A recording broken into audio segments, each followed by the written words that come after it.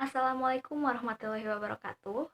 Halo teman-teman, perkenalkan nama saya Dewi Rifani Andrian dari kelas PKN 2019A dengan NIM 1901601692.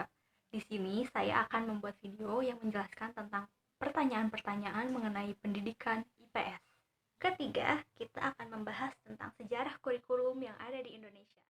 Jawaban dari pertanyaan yang ketiga yaitu tentang sejarah perkembangan kurikulum di Indonesia dari masa ke masa. Di Indonesia sendiri, sejarah kurikulum terbagi dalam dua periode. Yang pertama adalah periode sebelum kemerdekaan dan periode setelah kemerdekaan. Pertama, periode sebelum kemerdekaan. Periode ini dimulai pada masa periode penjajahan, yaitu sejak datangnya orang-orang Eropa ke Indonesia. Kurikulum pada masa kompeni mempunyai misi penyebaran agama dan untuk mempermudah pelaksanaan perdagangan di Indonesia. Lalu, pada masa Jepang, pada masa ini muncul sekolah rakyat yang disebut Kokumin Gakko selama 6 tahun lamanya. Selanjutnya, pelajaran berbau Belanda dihilangkan dan bahasa Indonesia digunakan sebagai bahasa pengantar. Artinya, pada masa sebelum kemerdekaan ini, bahasa pengantar yang digunakan saat penjajahan Belanda yaitu masih tetap dalam bahasa Belanda. Namun, ketika Jepang datang, bahasa Indonesia mulai digunakan sebagai bahasa pengantar.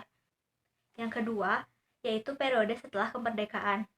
Jadi perubahan kurikulum yang pertama yaitu di tahun 1947 dengan nama Kurikulum 1947.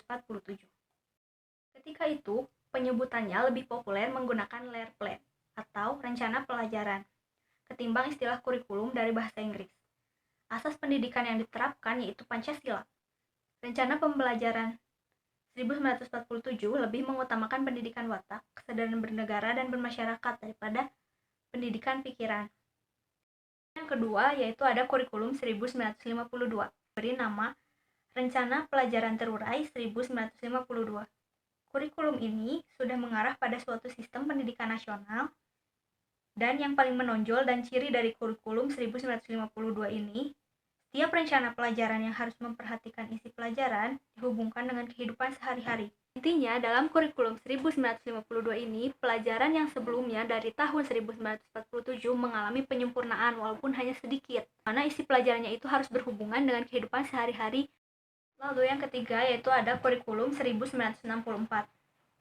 Tahun 1964, pemerintah kembali menyempurnakan sistem kurikulum di Indonesia yang diberi nama Rencana Pendidikan 1964.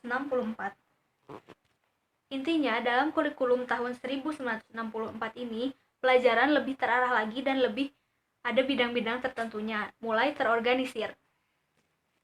Yang keempat, ada kurikulum 1968, di mana kurikulum ini adalah pembaharuan dari kurikulum sebelumnya, yaitu dilakukan perubahan struktur kurikulum pendidikan dari Pancawardhana menjadi pembinaan jiwa Pancasila, pengetahuan dasar, dan kecakapan khusus. Kurikulum ini merupakan perwujudan dari perubahan orientasi pada pelaksanaan Undang-Undang Dasar 1945. Intinya dalam kurikulum ini lebih mementingkan kepada keterampilan dari siswa mengenai moral, serta juga tentang beragama serta kesehatan fisik yang kuat.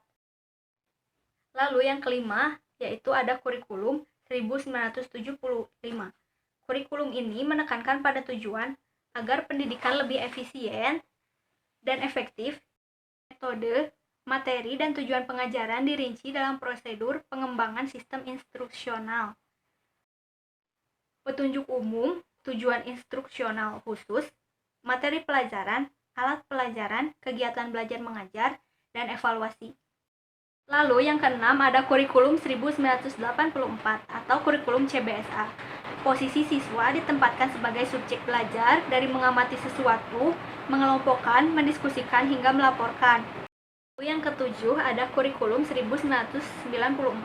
Kurikulum ini dibuat sebagai penyempurnaan kurikulum sebelumnya dan dilaksanakan sesuai dengan Undang-Undang Nomor 2 Tahun 1989 dengan Sistem Pendidikan Nasional.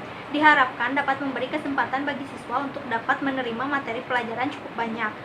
Ada kurikulum 2004 atau KBK. Kurikulum ini lebih dikenal dengan kurikulum berbasis kompetensi atau yang disingkat menjadi KBK.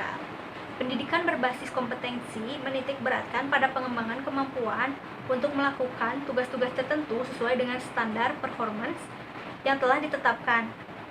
Tujuan yang ingin dicapai menekankan pada ketercapaian kompetensi siswa baik secara individual maupun secara klasikal. Ada kurikulum 2006 atau kurikulum KTSP. KTSP singkatan dari kurikulum tingkat satuan pendidikan.